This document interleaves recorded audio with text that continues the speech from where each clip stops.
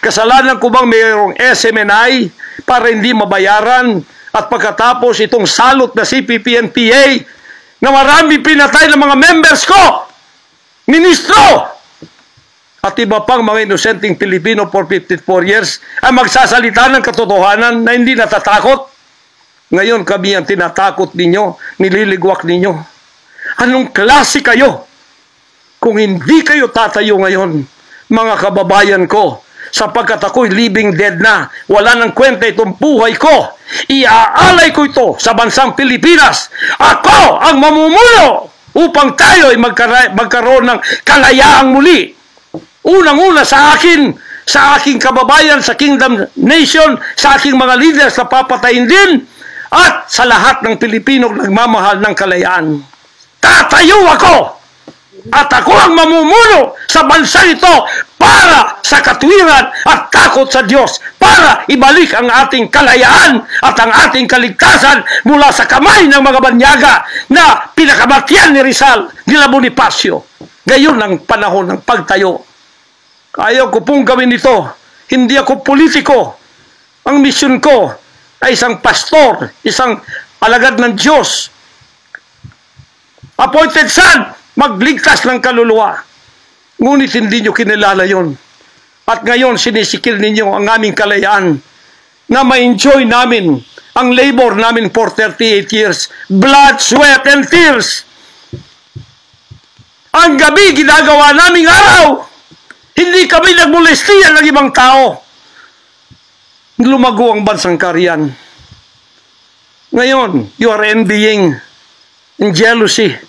Gusto niyo kaming i-put down? Mapipilitan akong pupunta at mamumuno sa bansang ito para sa katwiran.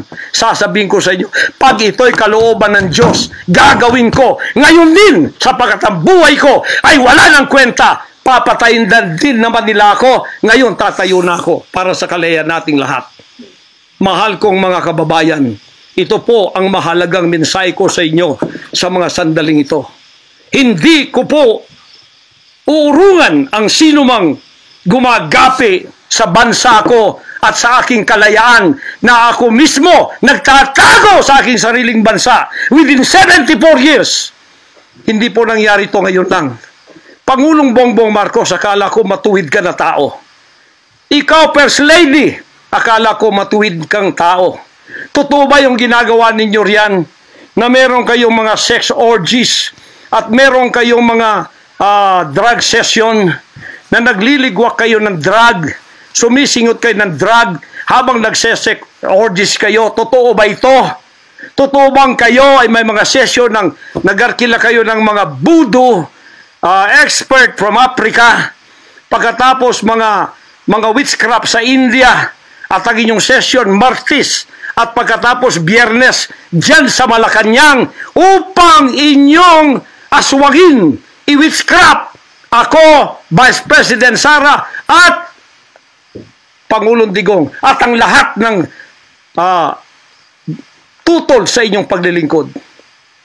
Biro ninyo, naging demons na kayo, nag-devil worship na kayo kung totoo man ito. Nag-devil worship na kayo kung totoo man ito. Para lang kayo ay manatili sa kapangyarihan. Para lang kayo ay humawak ng aming pera, hindi ninyo pinaghirapan. Kami po ay nagbibigay ng taxes. Lahat ng aking kingdom materials from China, may taxes lahat yan. Milyon-milyon ang aming binabayad. Ngayon, ginagawa pa ninyo sa amin ito? Matuwid ba kayo? President Bongbong Marcos, Lisa Marcos, makinig kayo. Totoo ba na gumawa kayo ng aksyon kasama ng FBI na ako ay nyo nang ipaligwak at binigay sa kanilang kamay? Kaya't sila'y gumagawa ng ganito with impunity sa aking sariling bansa. Kung ganyan ang ginawa ninyo, I will not honor you. I will not respect you because you did not honor me and you did not respect me. You are no longer worthy to be our trusted leader. Mabuti pa, hanggang maaga pa, Bongbong Marcos, Lisa Marcos, Martin Romualdez, bumaba na kayo sa posisyon. Mag-resign na kayo sapagkat hindi hihinto ang tinig na ito habang naririyan pa kayo. Mga kababayan, tatayo ako sapagkat patay naman lang din ako. Tatayo ako hanggang buhay pa, hanggang may hininga pa ako, para sa natitirang buhay ko ay magkaroon naman tayo ng boses at magkaroon ng kahit munting kalayaan na lang mula sa mga banyaga na kasabwat ang mga makapiling Pilipinong ito na itinayo natin sa kapangyarihan. Akala natin ay maaasahan natin sila. Mga demonyo pala. Sorry to say that, but that is the truth. If that is not the truth, then tell me. And you cannot judge me. You cannot condemn me. I am dead already. I am a living dead in your book. CIA, FBI, State Department, USA. Gawin ninyong gusto ninyo. Ngayon na nakapagsalita na ako, lalantad na ako. Hindi na ako natatakot. Ako ay handa sa glorification.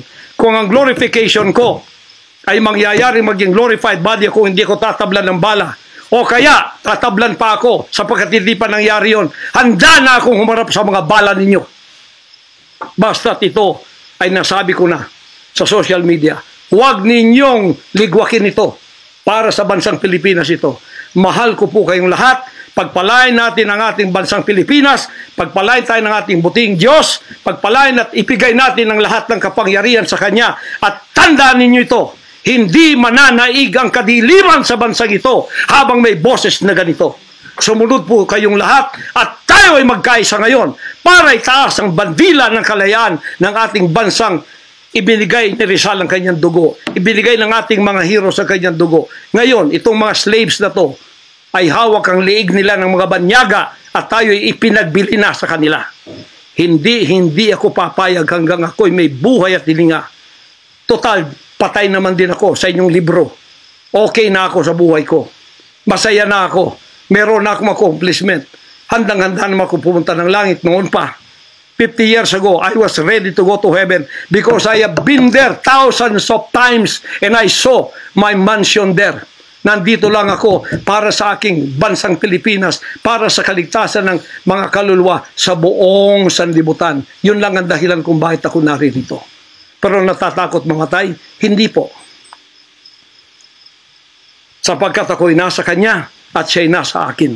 Ano man ang mangyayari sa akin tulad ng aking amang si Jesus Christ, ipinako sa krus, ay handa po ako mag-alay ng aking buhay sa isang worthy cause na sinasabi ko dito. Magandang gabi po, magandang araw sa inyong lahat. Hanggang dito lang, pagpalain tayo ng ating dakilang Ama. Sa Kanya lahat ang kapurihan at ang kapasalamatan at ang kaharian magpakailanman ay mananaig dito sa ating bansa at sa buong sanlibutan. To God, our Jesus Christ, be the glory forever. Amen.